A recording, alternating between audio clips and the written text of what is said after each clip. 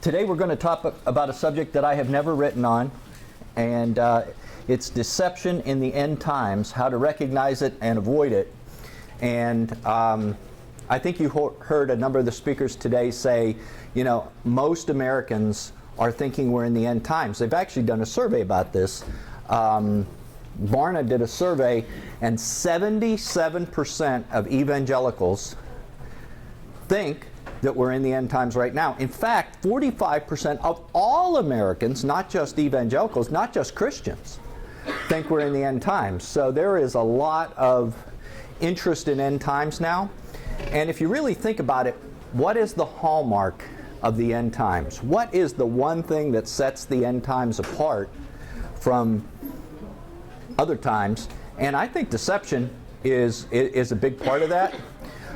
But I haven't heard a talk on deception in the end times before, so I thought it would be interesting for us to do that, and so we're going to begin.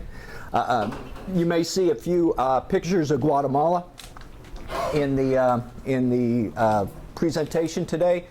I'm very proud of those pictures. They were taken by my 15-year-old daughter when we were on mission today this summer. We were a big part of the summer we were on mission in Guatemala, and we have a couple pictures on that. And I think she has received her call from the Lord already at 15. So we're very excited about her and about what she's doing. So, you know, proud papa, just like Joel was talking about his kids. Well, she actually was adopted from Guatemala, and, you know, we're talking about maybe going back. So very exciting stuff for our family. So, deception in the end times. I don't think anybody in this room is a stranger to deception, right? I mean, you know, lying. And, you know, if we're going to talk about it, you know, is it this thing? I mean, we are totally bombarded with fake news. I mean, right-wing media, left-wing media, social media, you know, you can't escape it. I've got to the point where I don't know what's real anymore.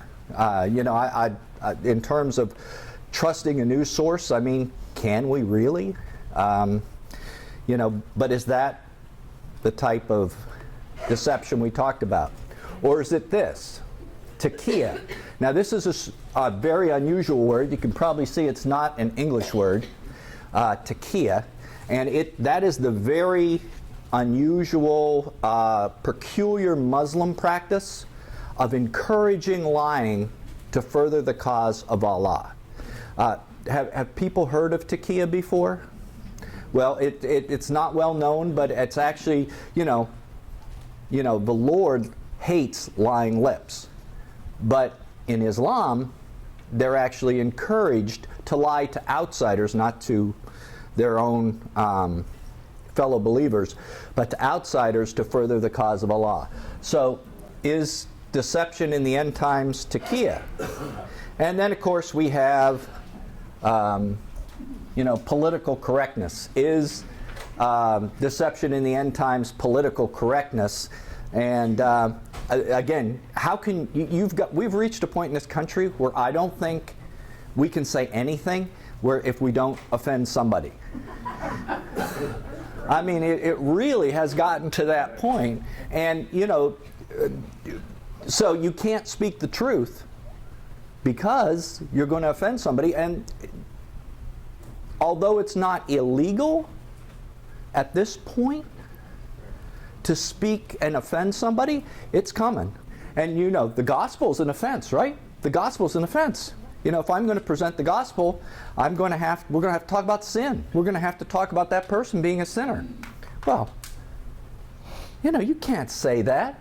It hurts my feelings. You know, is the gospel going to become illegal to present the gospel in the United States? And that's something we need to think about. I personally think yes, and I personally thought it was going to come a lot sooner. The election in November may have slowed things down a little bit, but, you know, are we going to see it? So are these the things that we call deception in the end times? And I would say it's all part of that. I'd say it's all like, you know, some of that, but I wouldn't say it is what Jesus had in mind as the main deception in the end times. Most of these things we just looked at are political in nature. And so anyway, most of those things are political in nature. And,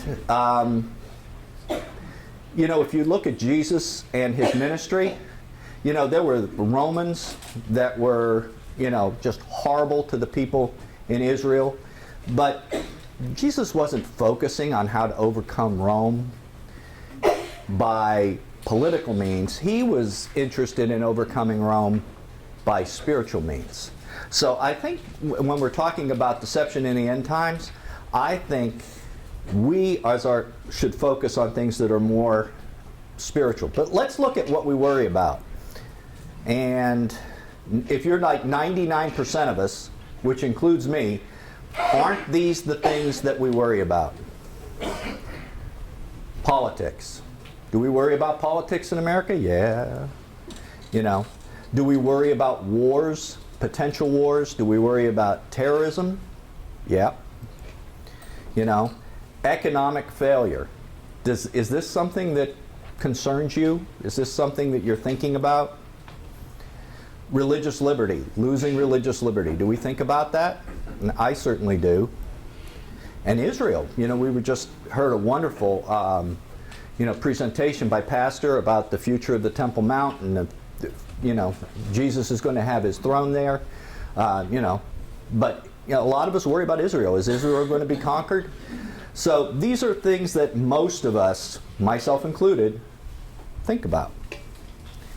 But this is what Jesus had to say about these things. When you see these things, do not be terrified. These are the things that must take place. So these things are not taking Jesus by surprise. But, you know, is there going to be a United States of America? Not in its current form. You know, when Jesus comes back, it'll be different. But, you know, we may not make it that long. Is there going to be war? Is there going to be terrorism? Absolutely. Is there going to be economic failure? Jesus told us there's going to be economic failure. You know, is Israel going to be conquered? Is there? Yes, it's going to be invaded, and the Jews are going to be taken into captivity into all the nations. These are not things that we should really have at the top of our worry list, because Jesus said they're going to happen. This isn't maybe, this is going to happen. And then he says these are the things that must take place. To me, when he says that, I'm thinking, Nelson, don't worry about this. I got a plan. And I'm coming back. But before I can come back, these are the things that have to happen. These are the things that must take place. That actually is a phrase from the book of Daniel. It is on the statue, Nebuchadnezzar's statue, it is the very first verse before the statue where Daniel talks about, you know, and defines what the dream is that Nebuchadnezzar had. And it's the very last verse, the things that must take place. So when Jesus said this, he's saying, you know that Daniel statue? Who do you think told it? You know, when Nebuchadnezzar's statue, who told Daniel to interpret that dream? Well, I did. And these are the things that must take place. So, what should we worry about? You know, in my opinion, Satan's purpose is to eventually cause the world to worship Antichrist. And to certainly worship him before there is an Antichrist on the scene. And preparing the church to meet those type of deceptions. So those are the things that I think we should be worried about. Now let's do a little housekeeping right here. This is a mixed group in this room today. Okay? What kind of mixed group am I talking about? Well, we all believe different things about the return of Jesus. Some in this room believe that Jesus will come back before the 7-year tribulation period. Some people believe that Jesus is going to come toward the end of the period, but not at the very end. Some believe at the very end. The church is wildly divided on this issue. But I think these deceptions that we're going to talk about, most of them, the church is going to see in some form. And we'll talk about that in a little bit. So whatever your persuasion is on the rapture and whether the church is actually going to face Antichrist or not, don't get excited, because we're still going to see a lot of these different things come to pass, whatever your persuasion, whatever Jesus' choice is, because Jesus is obviously the one that knows when he is coming back. And I just want to do that little bit of housekeeping. So if you see a word like Antichrist and you say, well, I don't believe the church will see him, there's still going to be ramifications up to that point. So another piece of housekeeping that I'd like to take care of is, so what is our purpose in these end times if we're truly in them? And I think there's a trap that a lot of us can fall into, especially guys like me who write and talk about end times. And I would assume, since you're here at a conference that has this type of a theme, you're interested in the end times. And that trap is that somehow the end times are different from the first 2,000 years of Christianity. And that somehow the end times are about knowledge as opposed to being about expressing the love of Jesus. And I think that is a big trap. You know, we all get caught up on, you know, who's the Antichrist going to be? Where's he going to come from? You know, when is the rapture going to happen? You know, the Gog-Magog war, you know, where is that and when's that going to take place? Those are important things, and Jesus spoke on a lot of those topics because he wants us to know about them. But knowing isn't what the end times are about. I don't care what anyone's persuasion on the rapture is, because if you live out this verse that is up on the board, James 1:27, you know, pure and undefiled religion in the sight of our God and Father is this: to visit orphans and widows in their distress, and to keep yourself unpolluted from the world. That's the rest of it that's not up there. If you live that verse out, express the love of Jesus, testify about Jesus and the Word of God, and keep yourself undefiled from the filth that's in the world, you will overcome in the end times whatever your persuasion on the rapture is, whether it's a Roman Antichrist or a Middle East Antichrist or a American Antichrist. If we can get to that, we're going to overcome. And I think that's a very important trap not to fall into. In my opinion, the end times is what it's always been about, which is expressing the love of Jesus and doing that by testifying about him to those who don't know him. So we got our housekeeping out of the way. So we talked about a lot of things that we see in the world, but now let's go to, what does the Bible say? You know, what does the Bible say about deception? And somewhere between 24 and 36 hours before Jesus was betrayed, the disciples took him aside and said, "Tell us about end times." And they actually said, "Tell us when these things will happen, what will be the sign of your coming and the end of the age." But they basically were saying, "Tell us about end times." And the very first words out of Jesus' mouth were, you know, the rapture is going to happen, boom. No, that's not what he said. He said, see to it that no one misleads you. So Jesus didn't quickly tell them the signs about his coming. He said, see to it that no one misleads you. Well, why did he say that? Because people are going to try to mislead us. And these were his disciples he was talking to. It wasn't, you know, people who were not, you know, they were, whether they were Christians at that time or not is a very debatable. You know, Peter Peter had admitted that Jesus was the Messiah, the Son of God, so that was a profession of faith. We won't get into all that, whether they were actually Christians or not. But I mean, these were guys who were his followers. And he was saying, see to it that no one misleads you. So when we think about the word mislead, what do you think about? Lie, try to fool you to do something. And I promise you, this will be the only Greek word we're going to look at today. But we're actually going to look at the Greek word because I think it's very important that we understand what Jesus was talking about. It's a different kind of mislead. The word is planao, and that word means to lead astray or to go astray. It does not mean mislead in the way that you might think. It is always involved in the sin of wandering. And it has, it's the same word in the Septuagint, which is the Greek Old Testament, that said, all of us like sheep have gone astray, each of us has turned to his own way. So the deception in the end times is all about trying to get the sheep to be led astray. It's to cause us to sin, and sin in a way to leave God's path that he has for us. So what kind of deceptions did Jesus discuss?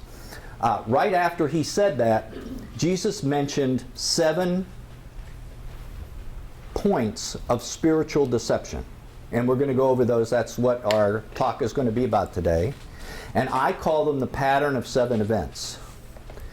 And if you want to read about that pattern of 7 events, I wrote about it in that book, Revelation Deciphered.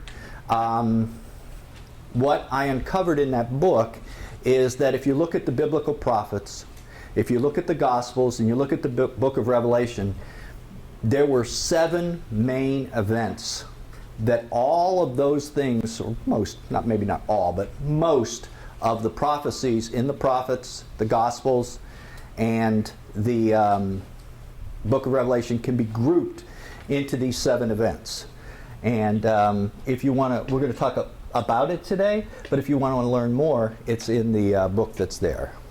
So these are the 7 signs of Jesus' coming in Matthew 24, Mark 13, Luke 21. We call that the Olivet Discourse. And the 6 seals of Revelation, I wouldn't try to copy those down right now because we're going to see them much larger than what we got right there. But this is, so when the disciples said, what is the sign of your coming? Jesus actually gave 7 signs. So, as we were saying, this is true whatever your rapture flavor is. All right? A lot of these things are happening. Now, granted, at the very end, sign number 6 is not, if there's a pre-tribulation rapture, sign number 6 is probably not going to be seen, but all the others are being seen in little ways now and bigger ways later. So this is not something that is not applicable to everybody regardless of your rapture flavor. So deception 1 is lying signs and lying words. In Matthew 24, Jesus said, many will come in my name, being Jesus' name, saying, I am the Christ, and will mislead many. False Christs and false prophets, they're going to have great signs and wonders, as if to mislead, there's that word again, and it's the same, lead astray, even the elect. I mean, that's us. In Revelation 13, talking specifically about the false prophet, Jesus said he had 2 horns like a lamb. Well, who's the lamb? Like Jesus. So he's going to look like Jesus. But he spoke like a dragon. And who's the dragon? Satan. And there it is again. And his purpose is to cause the world to worship the beast. And he showed great signs. In Daniel, it said that by smooth words, the little horn or the Antichrist will turn many to godlessness. So the first deception is there, let's move on. There are going to be a multitude. Jesus said there will be many of them, false prophets and false Christs. The Jews are looking for a Messiah ben Joseph and a Messiah ben David. The Muslims are looking for a Mahdi, and they're expecting the actual, who they think will be the historic Jesus. They call him Isa, which is basically sounds like Esau, by the way, which I find very interesting. But they're waiting for that. And if you look across cultures, lots of people are looking for a Messiah to come. So there are going to be a lot of them. Only one of them is the true Antichrist. They will claim to be the Messiah. They may even claim to be Jesus himself.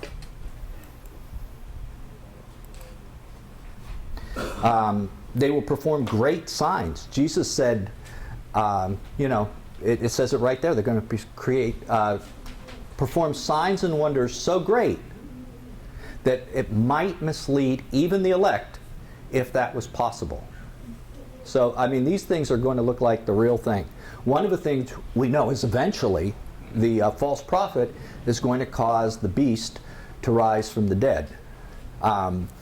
In Thessalonians, Paul says God sends to them a great delusion to those who don't love the truth.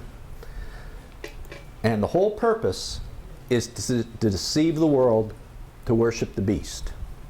Now, can we worship the beast today? Well, the beast isn't really on the earth yet, but in many ways I think we do when we worship anything that isn't God. It's really, although there will be a very specific person, possibly a very specific empire, and possibly a demon, the beast may have different aspects to it. And that isn't here right now, but the spirit of Antichrist is in the world right now. So Jesus has a prescription. He says, when you see these things, do not believe them. Because as lightning comes from the east and flashes to the west, so will be the coming of the Son of Man. Jesus is saying, guys, when you see somebody and he sounds like the real thing and he looks like the real thing, it ain't me. Because this is the way I'm coming back. I'm coming back on the clouds. I'm coming back with my Shekinah glory. The whole world is going to see Jesus, and there's not going to be any doubt. So, he says, if you hear they're over here or over there, don't believe it, because it isn't me.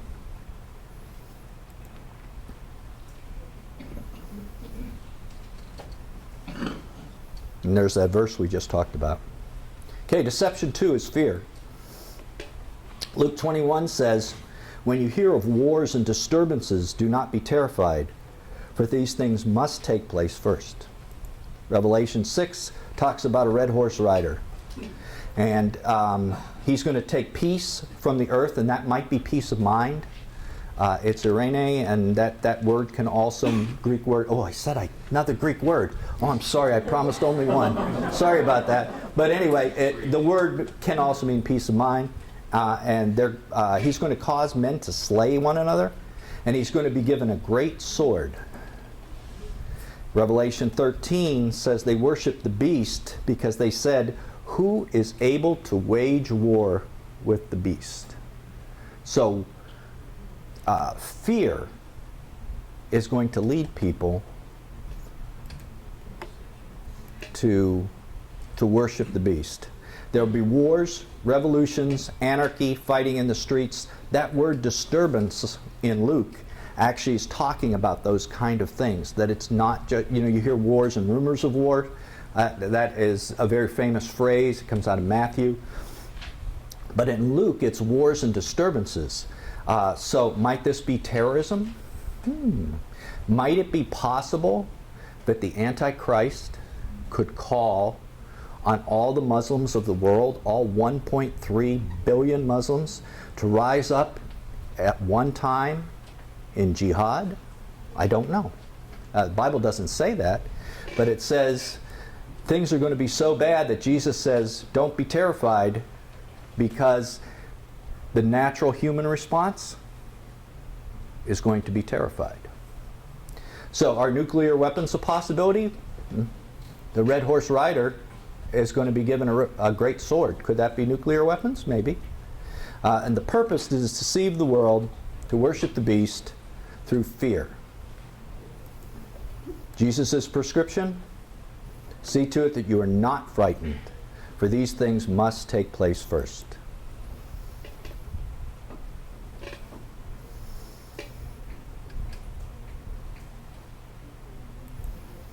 So, deception 3. So, things just keep piling up, one on top of another. You know, first you have great signs, then you have fear, then you have want. Jesus said in many places there will be famines. In Revelation 6, a very interesting passage is parallel to this one. And I heard something like a voice in the center of the 4 living creatures saying, "A quart of wheat for a denarius, and 3 quarts for barley for a denarius, and do not damage the oil or the wine." We'll talk about that in a second. And in Revelation 13, no one is able to buy or sell except the one who has the mark. All of these are economic. All of these are famine and economic based. So there will be famines. Jesus said so. In response, there's going to be price fixing. That was a quart of wheat for a denarius. A denarius is a day's wages back in those days. So a quart of wheat looks about the size of a loaf of bread for a denarius. So a day's wages now might be about $120. I'm guessing that's like average wage in America or something like that. So a loaf of bread might be $120. So that's price fixing. And in response, eventually, the false prophet is going to introduce the mark of the beast. And the deception there is to make people think they only have 2 choices: starvation or worship the Antichrist by taking the mark. That's the deception there, to think that your economic well-being depends on the world system. Jesus has a prescription. He says, "Who is the faithful and sensible slave who his master put in charge of his household to give them their food at the proper time? Blessed is that slave whose master finds him so doing when he comes." So Jesus' plan is that you and I are going to feed the world. How does that make you feel? A little inadequate, right? I have I'm a prepper. I have food put away for this very reason. But I don't think I can feed my church by myself. But I don't think we have to do it by ourselves. And if you read this book, my book's not up there anymore, but if you read Revelation Deciphered or my new book, I have quite a lot to say about this issue. I'm not prepping for my household, for my daughters or my wife.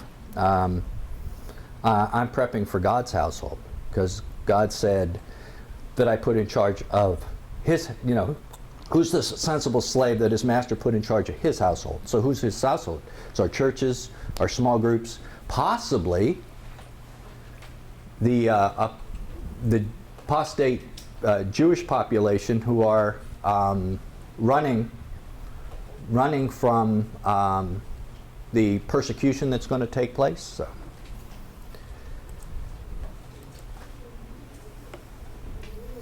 And, Jesus is the great multiplier.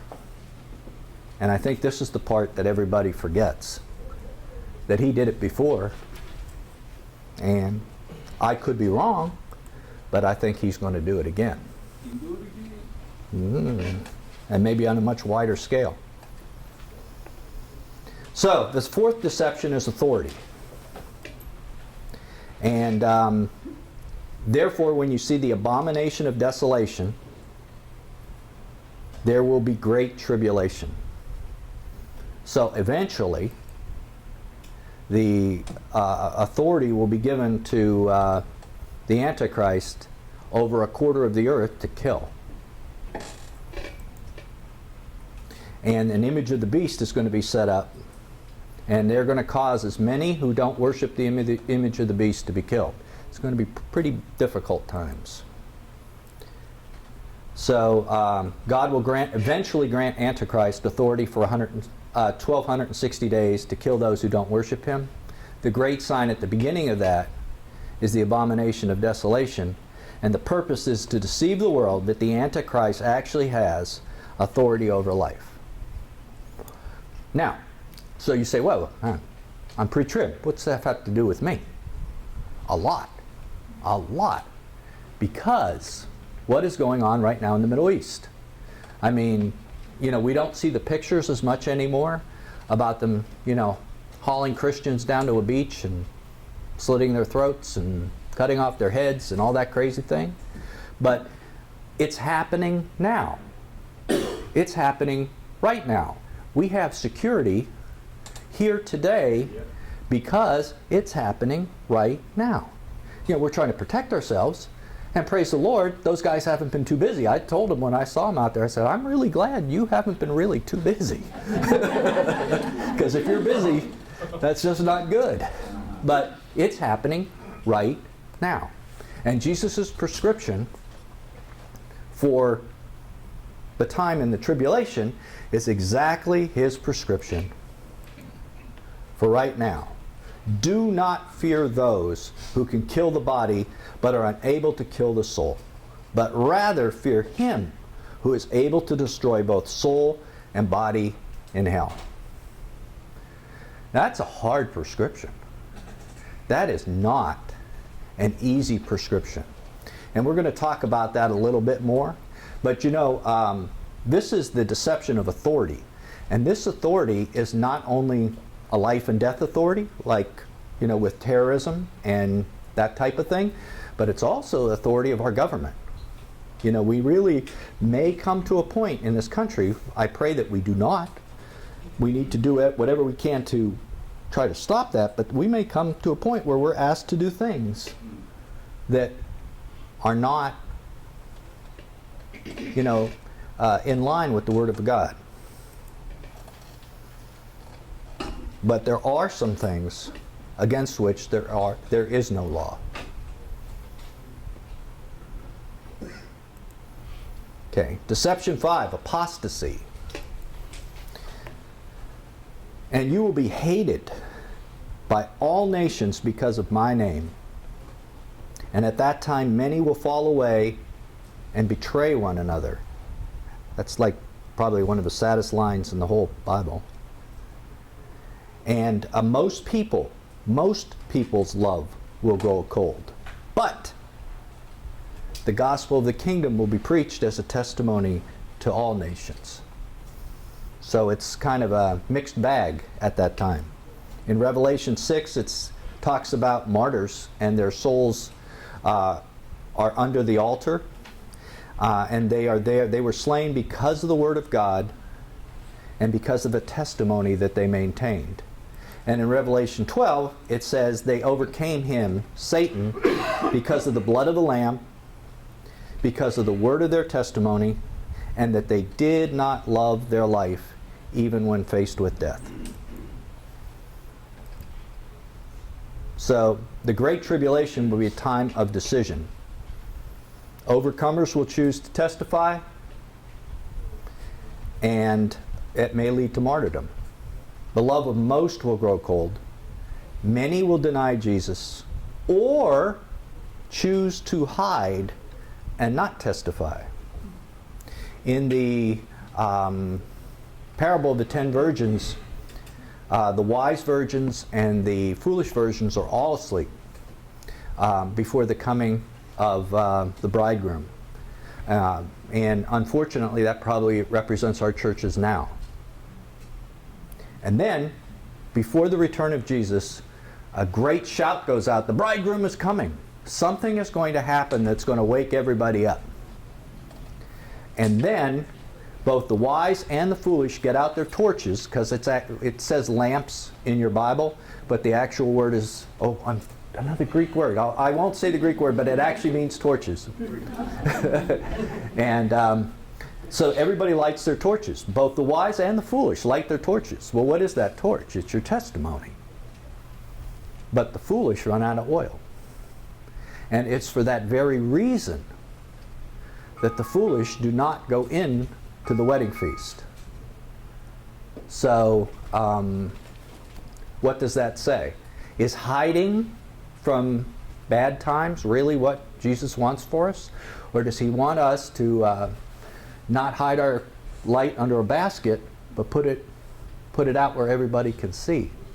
So, it's something to think about. At that time, many former churchgoers are going to betray their families and friends. Just because you're pre-trib does not mean this isn't going to happen to us before the tribulation also. So again, depending on your flavor of rapture timing, this does not mean this will not happen in this country.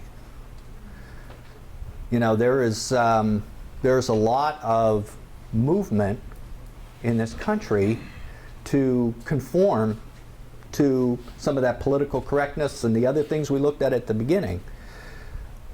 It won't be as intense as it will later. All these things are building, but it doesn't mean we're not going to see this. It doesn't mean we will, but it doesn't mean we won't. And so the purpose is to deceive churchgoers that they can escape this by apostasy. And apostasy means denying Jesus, but he has a prescription for that as well. Everyone who confesses me before men, I will confess before my Father. But whoever denies me before men, I will also deny before my Father. That's very scary. And the 10 virgins, he said, away from me, you evildoers, I never knew you. That's not the words I want to hear from my master. So he who has found his life will lose it, and he who has lost his life for my sake will find it.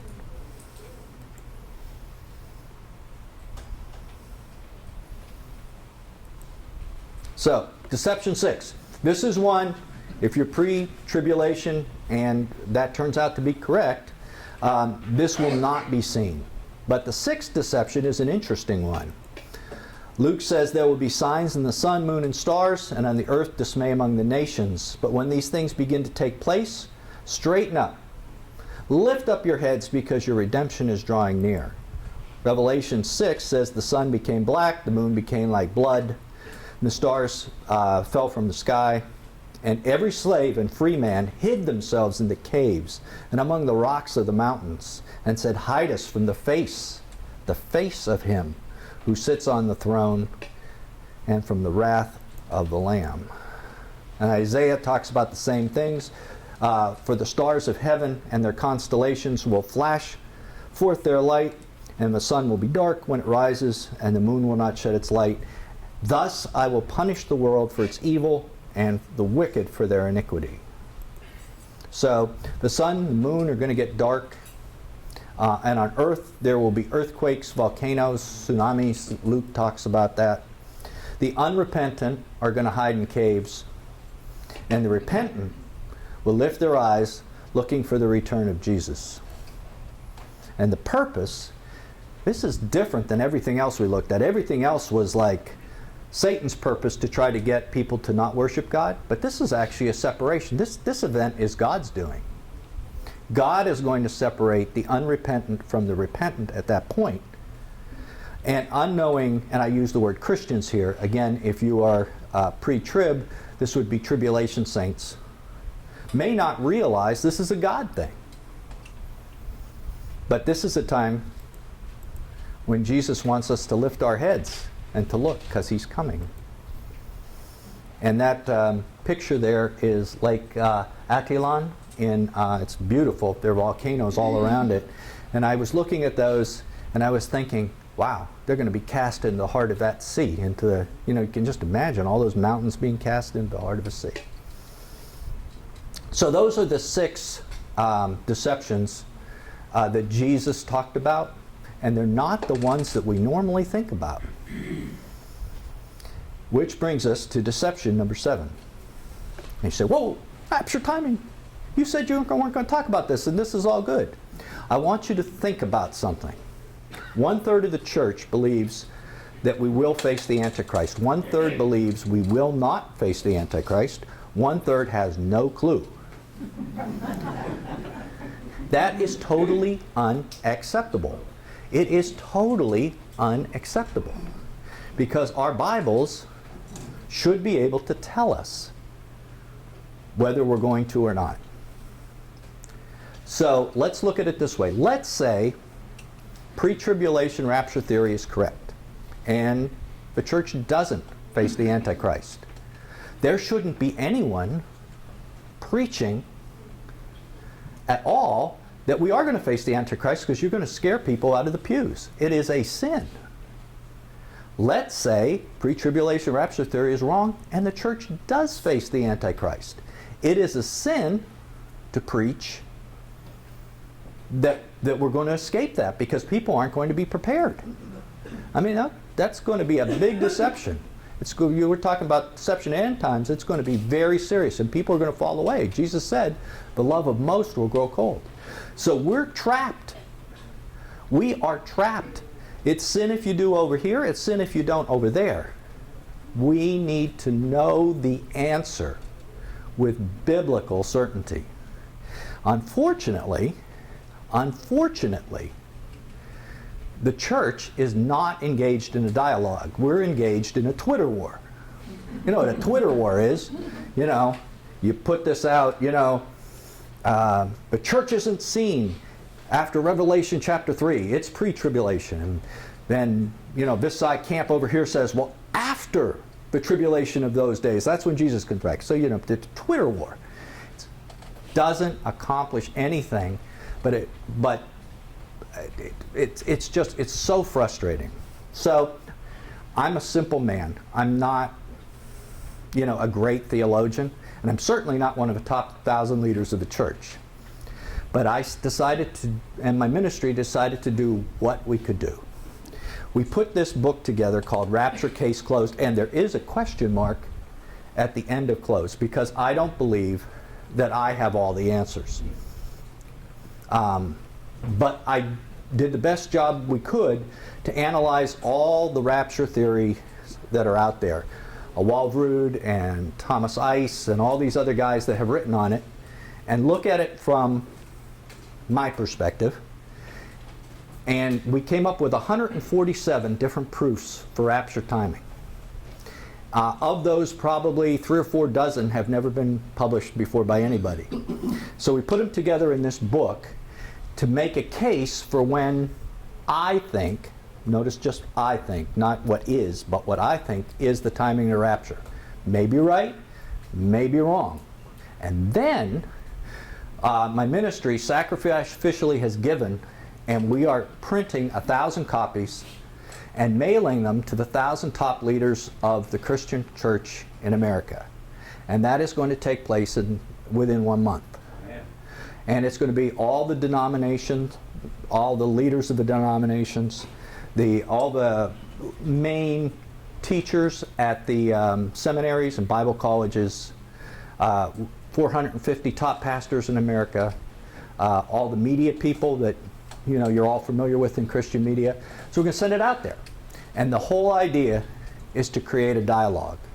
Not to say, this is what it is, but to create a dialogue so that the leaders of the church and the whole church comes together prayerfully, and you can pray about this, to decide the issue so that we don't have to feel trapped not being sure of what the return of our King will be like. Because I can't imagine Jesus would return without letting us know for sure when that's going to be. Not like September or something or whatever, but not a date setting, but a basic idea. Are we going to face the Antichrist? I cannot imagine he would not allow that to happen. And if we're that divided, 1/3, 1/3, 1/3, we don't know. We really don't know. And it's a scary place to be. So, Jesus said, see that no one misleads you. We have about 5 minutes for questions. If anyone has a question, I'd be happy to take it now. Can you get this video that we ordered? What's being taped today, Yes. I believe it can be, right? I'm not sure. I think it's going to actually go on YouTube, and it may be free. Can you get it on YouTube? It will be available. That's what I'm told. That's why we're taping it today, yeah. Oh, there must be some questions. Yes? What is the hardest issue for you in facing people that are not pre-trib? In other words, what's the most difficult issue for you? When people bring that before you, in other words, next time, not a pre-tribber, what is the one that gives you the most trouble? Scripture-wise, or is there one? Well, I suggest you get the book. There's 147 separate proofs in that book, and we look at all of them. I don't really feel that there's a great deal of difficulty there, but you have to look at it and read it for yourself, and then you can decide what it is. I don't really feel there's one that's difficult. But we'll probably not talk about that in this setting. So if you say, tell me some proofs or whatever, I will. I'll give you questions. I'll put out some questions right now, and then you can think about these questions, okay? In the Olivet Discourse, which is what we were talking about today, where Jesus talks on the Mount of Olives to his disciples about what the signs of his coming are. Most theologians believe that those 6 signs of Jesus' coming in the Olivet Discourse are exactly the same as the first 6 seals of Revelation. Ice believes that, Walrood, a lot of the post-trib guys believe that. It's pretty universal that that's accepted. But yet, the Olivet Discourse does not include the trumpet and bowl judgments. Okay? Why? Why? They're in Revelation. Why aren't they, when the disciples said, what's the sign of your coming? Jesus gave 6 signs. Why aren't the trumpet and bowls in the Olivet Discourse? You can think about that. You noticed when we were reading after the 6th seal that the whole world is going to see Jesus' face. They're going to see his face. What is that? What is that? Why is Jesus seen there in the middle of the book of Revelation? It's not him coming on the white horse. What is that?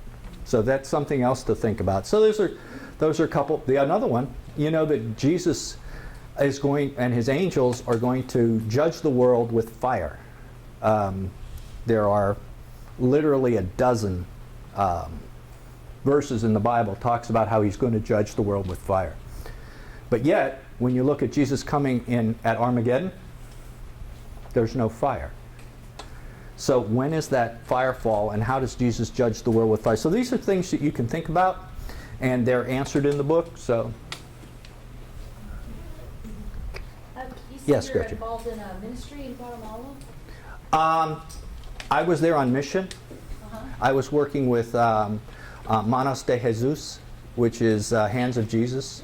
And we were, I had my family with me. It was real awesome. My daughters were born in Guatemala, and I have one biologic daughter, my wife and I, and then we have 2 adopted daughters. And they were with us, and we were building homes at 10,000 feet for widows and orphans, and presenting the gospel, feeding people. A lot of kids there. It just breaks your heart, what's going on there. And they have a very unique form of Catholicism in Guatemala. It's called Santorini, and it's sort of a mix between Catholicism and the ancient Mayan religion.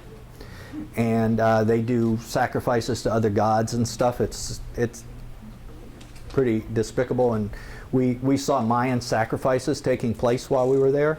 You saw that one big jaguar temple. When we were there, there was an old ancient altar there, and they were doing sacrifices right there while we were there. It was very dark, and it stunk. They were burning stuff. It was terrible. Animal sacrifices? It's not legal for them to do animal sacrifices, but whether there was animal blood mixed in with I don't even want to know. Any of your books available on Kindle? On Kindle. Yes. Yes. My first two books, Revelation Deciphered and Are We Ready for Jesus, are both available on Kindle. The new book will be available on Kindle after it's been received by the 1,000 leaders.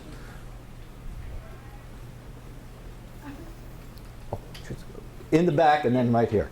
Thank you, Leonard. I'm thankful for the measured, dispassionate way that you're conveying this. You know, on the one hand, some people who do the rant and rave approach it can have an initial effect, but I'm thankful that you have this. It's passionate, but it appeals to my senses and my reason. A thing that makes me trust this as well, brother, is a single punctuation mark, and that's the question mark. Yeah. And aren't we all just brothers and sisters, and of one Lord and Savior?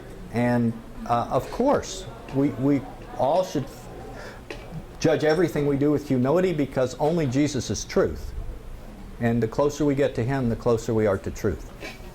I was listening to the talk show last week, and unfortunately I couldn't tell you who made the statement or even what program I listened to, Christian Talk. But the author said there was nothing else that needed that even had to be done for Jesus to return again. Could you address your thoughts? That theory is called imminence. Okay. And I address it in the book, Okay. what my thoughts are on it. The theory is not that nothing will happen, but nothing has to happen. Okay? There's a huge difference. Yeah. There is a huge difference between nothing will happen, which would be a pretty dangerous statement for somebody to make, and nothing has to happen. So I'm not saying I support the theory of imminence, because there are actually many pre-tribulation rapture theory believers who do not support the theory of imminence, but for those who do, the theory is that nothing has to happen, but that things can happen. And certainly, look at the state of Israel, right? I mean, the state of Israel is now, was not for, 1900 years, and now is. So, that was an enormous miracle. And certainly a sign that we're getting close to Jesus coming back.